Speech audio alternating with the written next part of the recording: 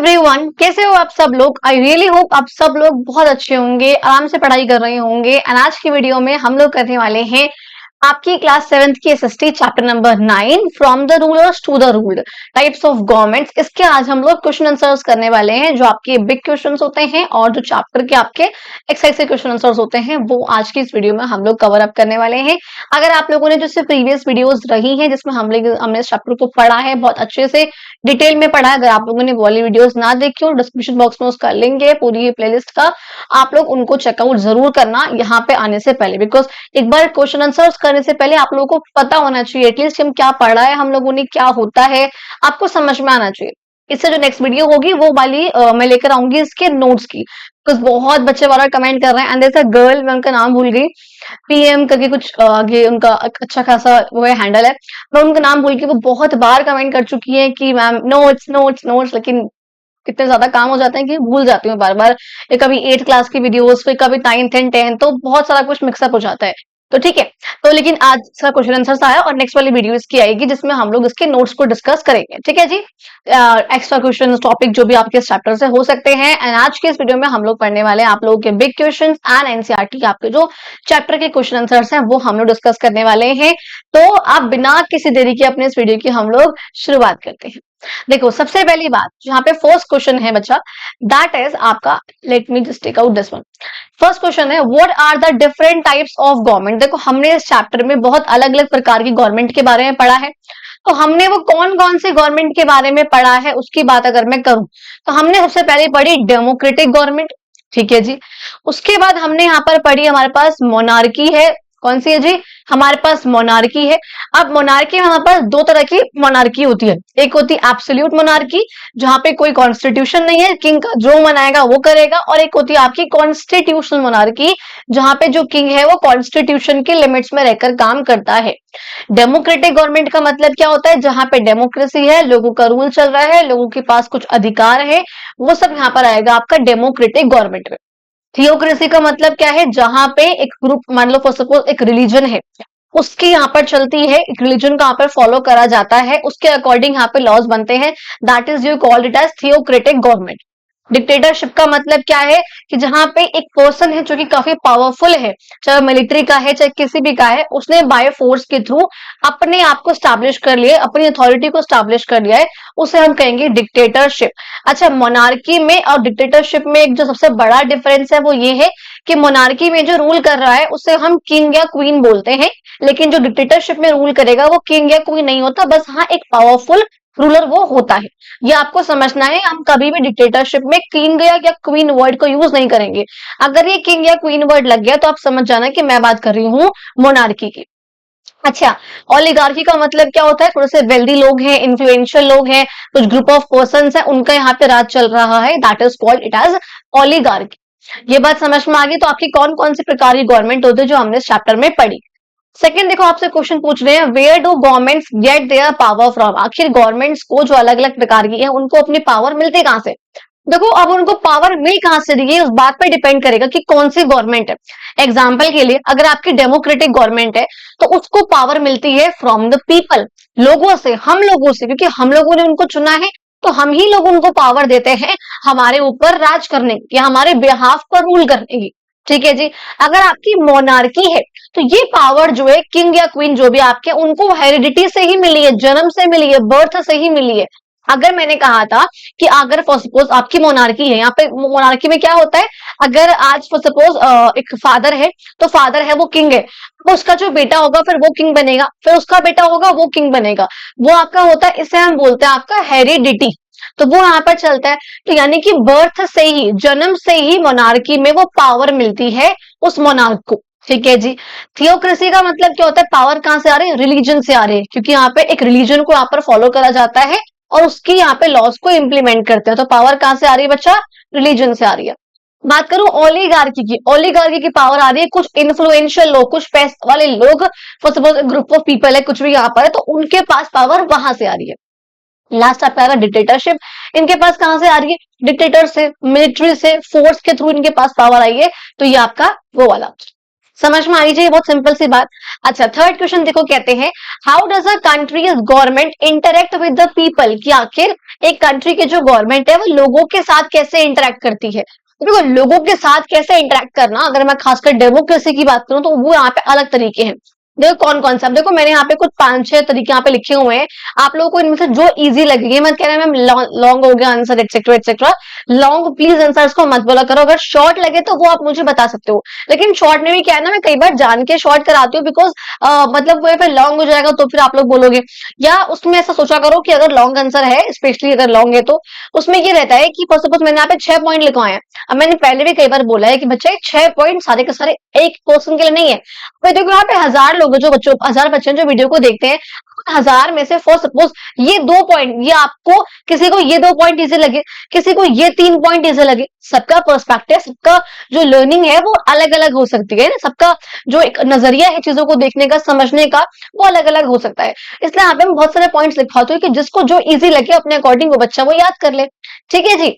अब देखो बात करो कि गवर्नमेंट किस तरीके से इंटरेक्ट करती है हम लोगों के साथ। सबसे फर्स्ट तरीका है लॉज को बना के। पहला काम क्या कर रही है भैया, सरकार लॉज बना रही है हमारे लिए। तो क्या हमने कहा कि गवर्नमेंट जो है रूल्स बना रही है, लॉज बना रही है, जो कि लोगों को फॉलो करने होंगे।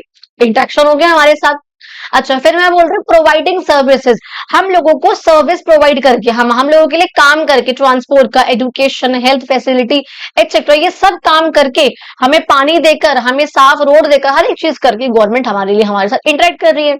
थर्ड मैंने बोला टैक्स कलेक्ट करके। भाई अगर हम गवर्नमेंट को टैक्स दे रहे हैं तभी तो गवर्नमेंट हम लोगों के साथ इंटरेक्ट कर रही है ना, एक वो यहाँ पर तरीका हो गया।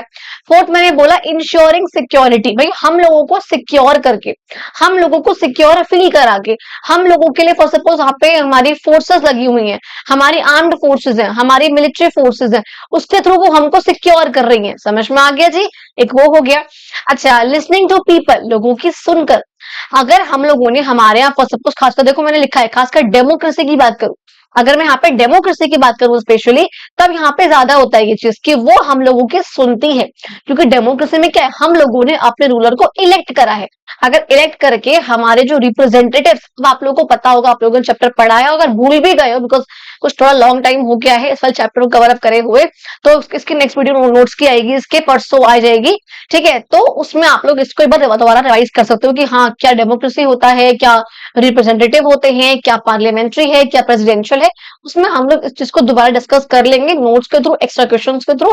टेंशन बिल्कुल भी नहीं लेनी है, बस चैनल को सब्सक्राइब कर दो। अगर वीडियो अच्छी लगे तो वीडियो को लाइक करो, अपने फ्रेंड्स को शेयर करो, और कमेंट जितनी अच्छे कर सकते हो उतनी अच्छे करो। मेरे को कमेंट्स पढ़ के मतलब ऐसा होता है कई बार अगर मेरा मूड बहुत खराब है, मैंने वीडियो बनाने का बिल्कुल मन नहीं कर रहा, I am not in a mood, क्योंकि कई पर्सनल रीजन हो सकते हैं, इनकम है, कुछ भी चीजें हैं, या व्यूज हैं एक्सेट्रा। तो कुछ बच्चों की इतनी अच्छी इतनी प्यारी कमेंट देखकर मेरे को होता है कि नहीं, आई हैव टू डू, मुझे करना है, इन बच्चों के लिए मुझे करना है। तो वहां पर तो आप लोग अगर जितना कमेंट करोगे, जितना फ्रेंड्स को शेयर करोगे, सब्सक्राइब करोगे, अब तो फिलहाल यूट्यूब पे एक हाइप का ऑप्शन आ गया है, तो प्लीज अगर आप वीडियोस को हाइप करोगे तो उससे मेरी वीडियो रैंक कर सकती है। तो ऐसे कुछ चीजें करके आप मेरे को मोटिवेट कर सकते हो कि सब्सक्राइब करो, अपने फ्रेंड्स को शेयर करो, उनको बताओ, लाइक करो, कॉमेंट करो, तो मुझे काफी अच्छा लगता है उस चीज से। मुझे मोटिवेशन मिलेगा तभी मैं और अच्छे से और अच्छा पढ़ाकर और अच्छे कंटेंट के साथ आप लोगों के लिए वीडियोस लेकर आऊंगी। जितनी अच्छी वीडियोस होंगी उतने अच्छे से आपको समझ में आएगा, जितने अच्छे से आप लोगों को समझ में आएगा उतने अच्छे आपके मार्क्स आएंगे, एंड जितने अच्छे आपके मार्क्स आएंगे उतना ही पेरेंट्स भी खुश होंगे, और कहीं ना कहीं मैं भी बहुत खुश होंगी।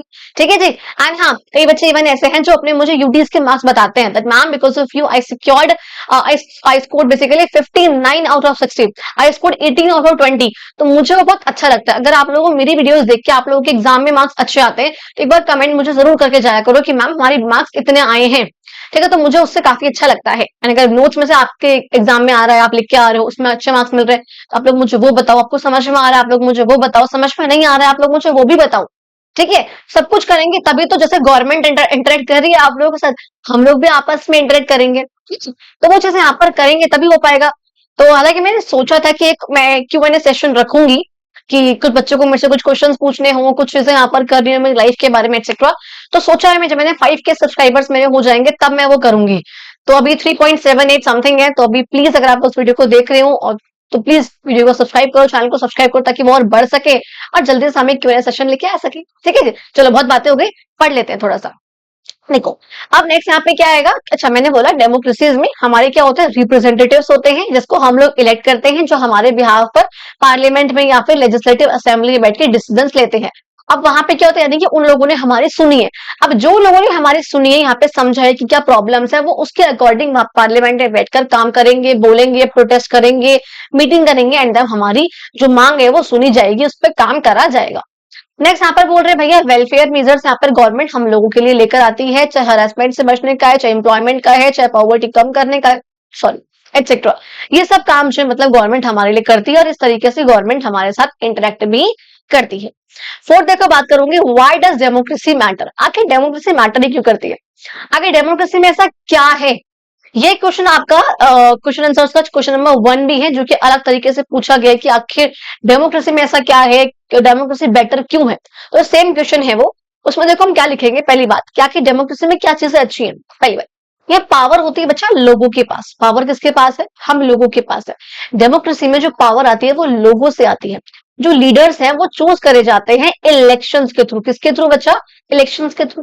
अच्छा, हम लोग जो आप लोगों ने चैप्टर में वो पढ़े थे ना, फंडामेंटल प्रिंसिपल्स ऑफ डेमोक्रेसी, ये वही चीज है कि डेमोक्रेसी में ऐसा क्या है, डेमोक्रेसी को अच्छा क्यों माना गया है, डेमोक्रेसी में ऐसी क्या चीजें हैं जो बाकी जो फॉर्म्स ऑफ गवर्नमेंट आपकी, चाहे थियोक्रेसी है, चाहे मोनार्की है, चाहे डिक्टेटरशिप में, चाहे कोई से भी है, उनमें नहीं है।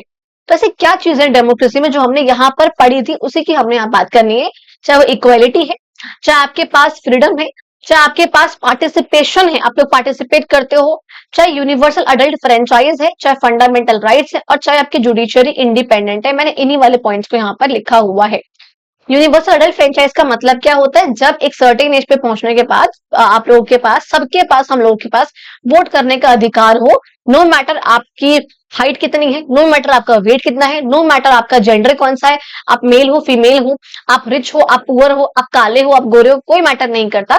उससे आप बोलते हो यूनिवर्सल, यानी कि सबको, अडल्ट जो हो गए हैं, जो 18+, इंडिया में वो क्या है, 18+ है वो, फ्रेंचाइज यानी कि वोट करने का अधिकार है। इसको हम एक और चीज बोलते हैं, यूनिवर्सल सफरेज भी इसको हम बोलते हैं।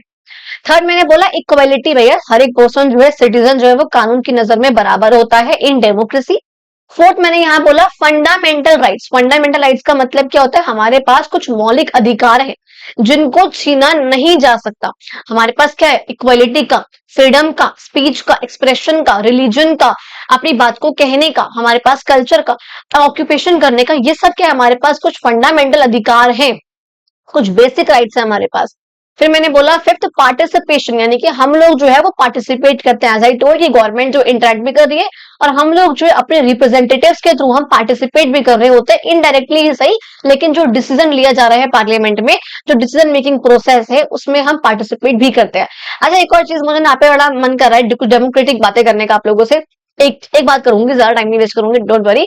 बस मुझे आपसे ये जानना है कि आपको क्या पसंद है। और सपोज आपको हिस्ट्री पसंद है एसएसटी में, आपको ज्योग्राफी पसंद है, आपको सिविक्स पसंद है, या फिर आपको इकोनॉमिक्स पसंद है।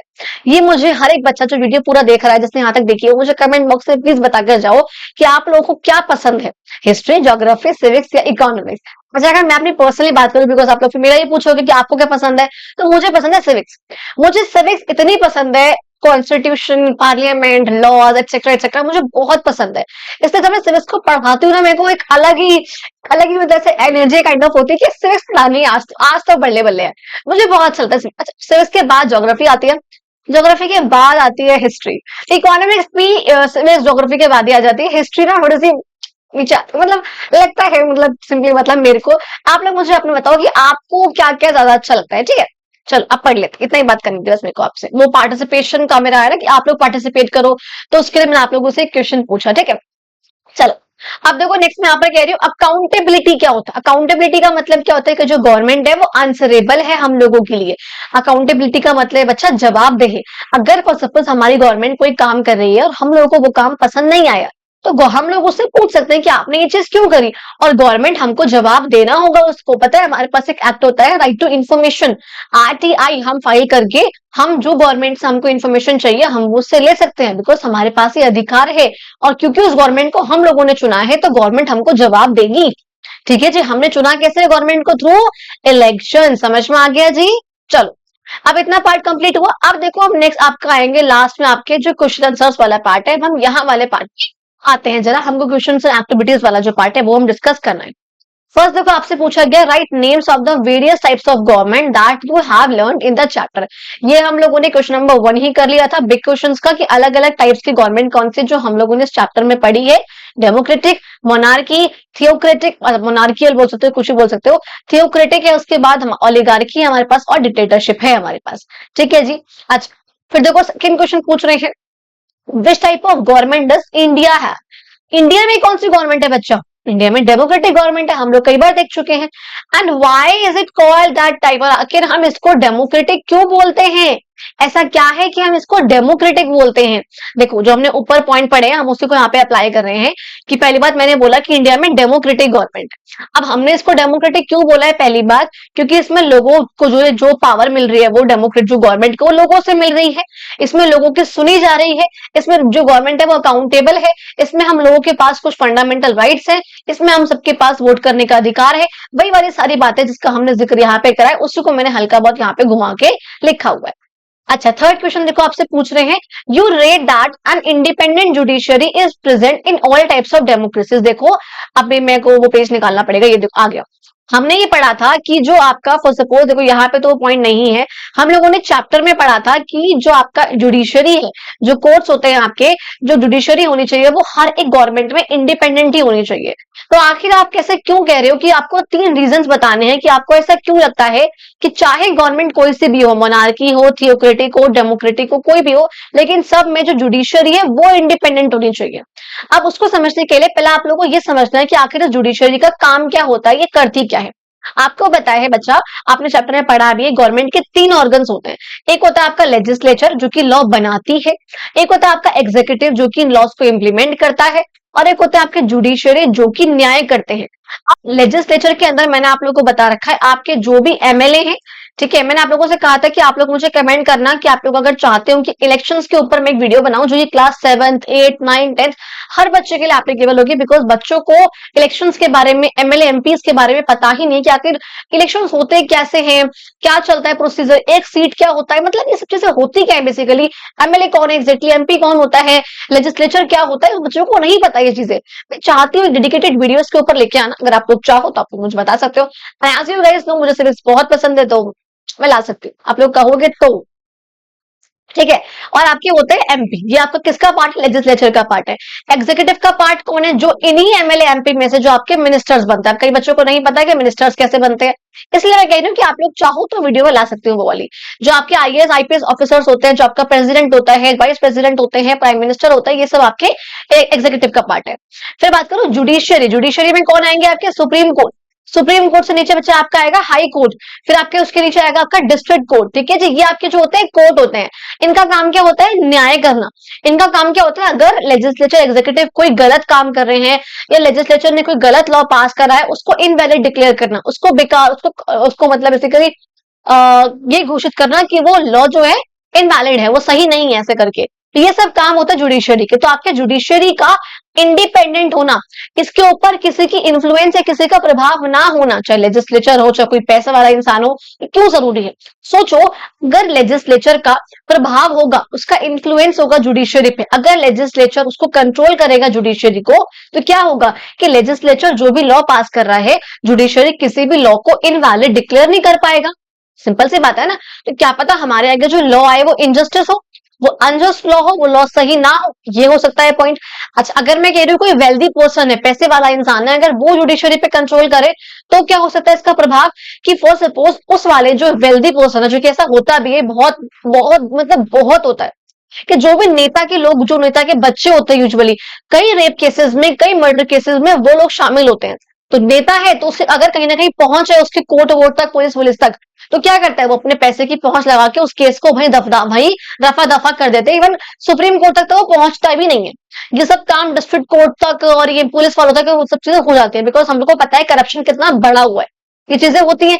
तो इस केस में क्या हो रहा है कि अगर उनका वहां पे इन्फ्लुएंस होगा तो जो एक्चुअल न्याय मिलना चाहिए वो न्याय हमको नहीं मिल पाएगा, चाहे कोई भी हो। अब ये बात समझ में आई? उसी की आप बात कर रहे हैं। तो अब हम वो देखें कि आखिर इसको इंडिपेंडेंट क्यों होना चाहिए। तो फर्स्ट पॉइंट इसका होगा कि हमारे जो फंडामेंटल राइट्स है उनको प्रोटेक्ट करें, ताकि जो भी हमारे पास अधिकार हमको मिले हुए हैं, जो हमारे पास कुछ फ्रीडम हमको मिली हुई है, उन सबको वो मतलब जो बचा के रखेगा, और जो सिटीजन्स हैं वो अपनी उस फ्रीडम का मिसयूज ना कर सके, जो उनके पास पावर मिली हुई है नेता वालों को, किसको भी, वो उसका मिसयूज ना कर सके। मैंने बोला गवर्नमेंट की पावर को चेक करना, लेजिस्लेचर है, उसकी पावर को चेक करते रहना कि वो सही काम कर रहे हैं नहीं कर रहे, कोई अनजस्ट लॉ तो नहीं बना रही है। ये सबको चेक करने के लिए यहाँ पे जुडिशरी का इंडिपेंडेंट होना बहुत जरूरी है। And as I told you, justice का बिल्कुल फेयर होना, बिल्कुल न्याय सही तरीके से मिल जाना, बिना बायसनेस के साथ, बिना पार्शियलिटी के साथ, हर एक सिटीजन को इक्वली ट्रीट करना, चाहे वो रिच हो और चाहे वो पुअर हो।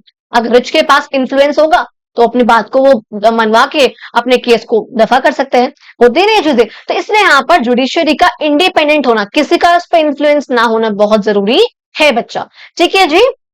अच्छा, अब देखो फोर्थ क्वेश्चन आप लोगों से बोल रहे हैं, do you think democratic government is better than the other forms of government. अब क्या आपको लगता है कि जो डेमोक्रेटिक गवर्नमेंट है वो बाकी अदर फॉर्म ऑफ गवर्नमेंट, चाहे मोनार्की है, ओलिगार्की है, डिक्टेटरशिप है, इन सबसे बेटर है? अगर है तो क्यों है, ये आपको बताना है। अब ये मैं पहले बता चुकी हूँ कि हाँ जी, डेमोक्रेटिक जो गवर्नमेंट है वो बाकी सबसे बेटर है। और वो बेटर क्यों है हम लोगों ने देख लिया है इस क्वेश्चन में, क्योंकि डेमोक्रेसी क्यों मैटर करती है, वो क्यों बेटर है बाकी सबसे। लोगों के पास पावर है, सबके पास फंडामेंटल राइट्स है, सबके पास जो है वोट करने का अधिकार है, यूनिवर्सल अडल्ट फ्रेंचाइज है। हम लोग जो है डायरेक्टली या इनडायरेक्टली, डायरेक्टली कैसे पार्टिसिपेट कर सकते हैं डिसीजन मेकिंग में, जहां पर भी आपकी डायरेक्ट डेमोक्रेसी है। इसका मतलब क्या होता है, जहां पर हम डायरेक्टली सब लोग बैठकर, जो अडल्ट है वो डिसीजंस ले रहे हैं, लॉज या पॉलिसीज बना रहे हैं। वो कहाँ पे होता है इंडिया में, ग्राम सभा में होता है।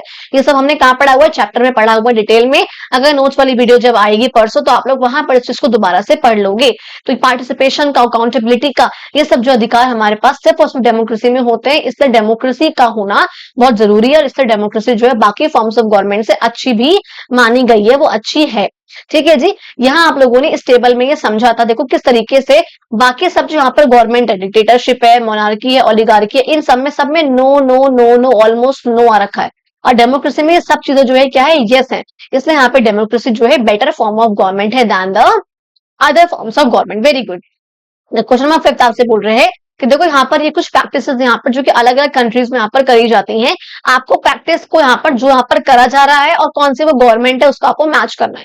अच्छा, मुझे ना मैच करने में बड़ा मजा आता है, मैच करने में, ऐसे करो ऐसे करो ऐसे करो ऐसे करो, बड़ा अच्छा लगता है मेरे को तो।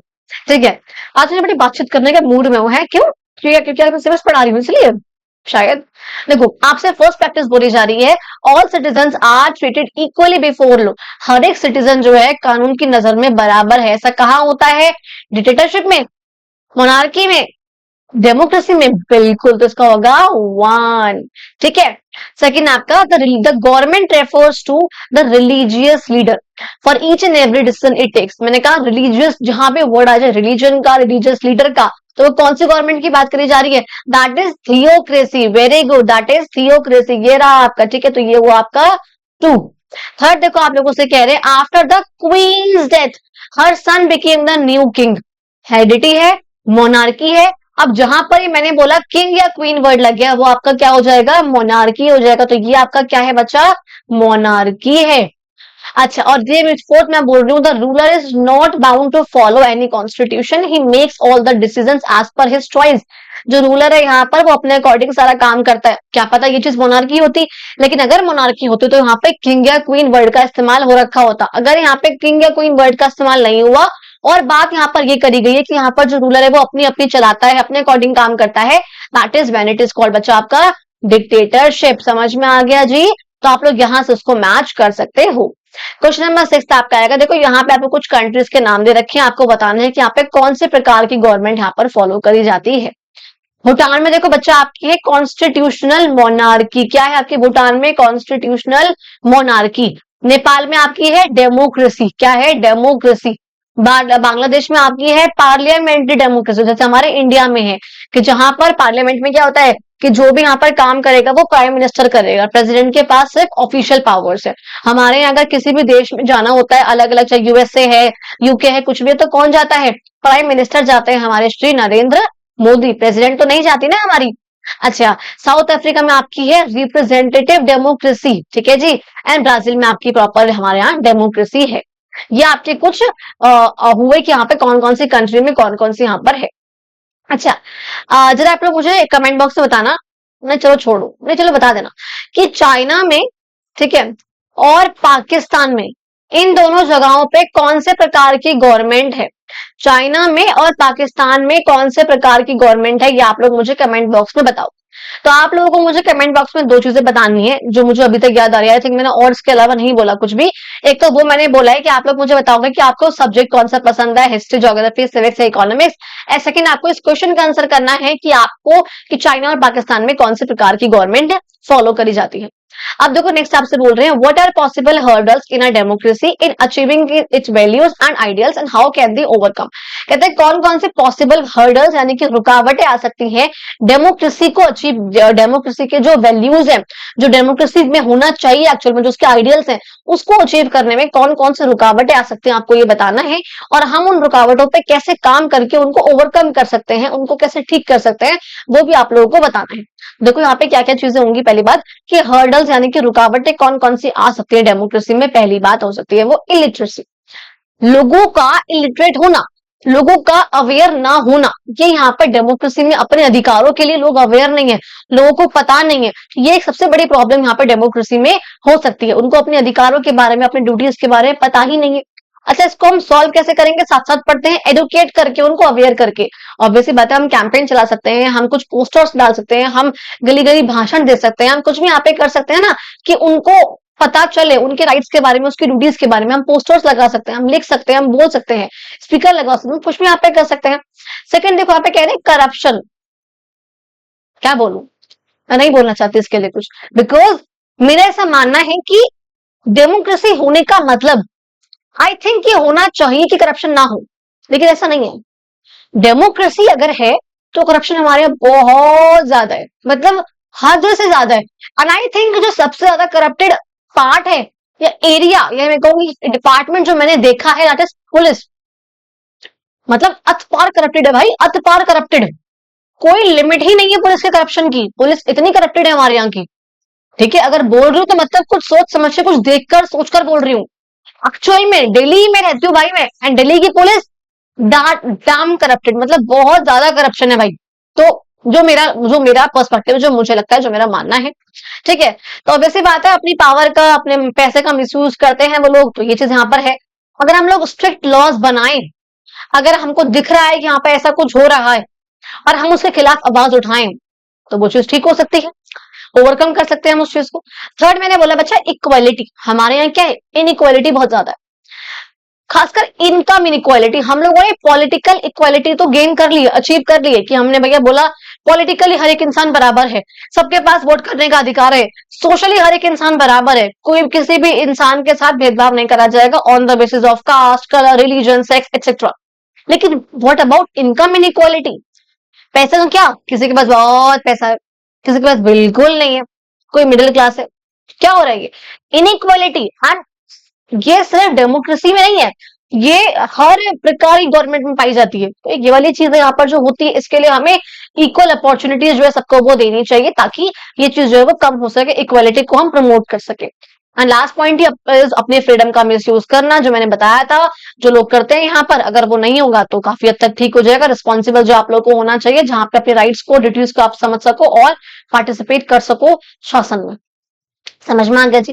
And the last question is, democracy is different from monarchy and dictatorship. आपको एक्सप्लेन करना है कि किस तरह डेमोक्रेसी जो है वो मोनार्की और डिक्टेटरशिप से अलग है। तो वो अलग कैसे है, पहली बात, हम देखो यहाँ पे पॉइंट्स लिखे हुए हैं। सबसे फर्स्ट पॉइंट यहाँ पे आएगा यूनिवर्सल अडल्ट फ्रेंचाइज, कि डेमोक्रेसी में सबके पास वोट करने का अधिकार है, नो मैटर वो इंसान काला है, गोरा है, रिच है, पुअर है, टैक्स कम पे कर रहा है, टैक्स नहीं पे कर रहा है, कोई मैटर नहीं करता। तो मैंने बोला डेमोक्रेसी में हर एक इंसान के पास वोट करने का अधिकार है। मोनार्की में मैंने बोला सबको जो है वोटिंग राइट जो है बाय बर्थ नहीं मिलते हैं, सबके पास नहीं होते हैं। जो रूलर है वो यहाँ पर सब कुछ, मतलब बेसिकली सारी पावर लेके जन्म लेता है। डिक्टेटरशिप में भी यहाँ पर कुछ नहीं होता, पावर किसी एक इंसान के पास है, इलेक्शंस का या फिर ऐसा कुछ तो कोई प्रोसीजर होता ही नहीं है वहां पे। फंडामेंटल राइट्स की बात करूं, डेमोक्रेसी में हम लोग को पता है हमारे पास कुछ अधिकार होते हैं, इक्वालिटी, फ्रीडम, जस्टिस, ये हमारे पास होते हैं। मोनार्की में हमारे पास वो नहीं होते हैं। हमारे जो अधिकार होंगे, हमारे पास कौन से अधिकार होंगे, 2-3 अधिकार अगर मिल गए तो वो किंग या क्वीन की मूड पर, उनके चीजों पर डिपेंड करेगा, उनके बनाए हुए लॉस पर डिपेंड करेगा। और डिक्टेटरशिप में हमारा जो रूलर है उस पर डिपेंड करेगा कि भैया वो जब चाहे हमसे हमारे अधिकार दे सकता है और जब चाहे हमसे हमारे अधिकार को वो छीन सकता है। तो ये सब जो है डिक्टेटरशिप में उसी रूलर पे डिपेंड करता है। इक्वालिटी में क्या है कि भैया डेमोक्रेसी में हर एक इंसान जो है बराबर है, लेकिन यहाँ पे क्या होता है, जो रूलर है वो लॉ से भी ऊपर है। जो यहाँ पर भी क्या है, जो डिक्टेटर है वो यहाँ पे उससे ऊपर है। यहाँ मैं बोलूंगी जो किंग या क्वीन है वो यहाँ पर लॉ से भी ऊपर है। यहाँ पे डिक्टेटर यानी कि जो रूलर है वो यहाँ पर उससे ऊपर है, लॉ से ऊपर है। एंड लास्ट आपका इसके अंदर आएगा सेपरेशन ऑफ पावर्स, कि भैया डेमोक्रेसी में जो पावर है वो डिवाइड हो रखी है। लेजिस्लेचर के पास कुछ पावर है, कुछ एग्जीक्यूटिव के पास है, कुछ आपके जुडिशरी के पास है।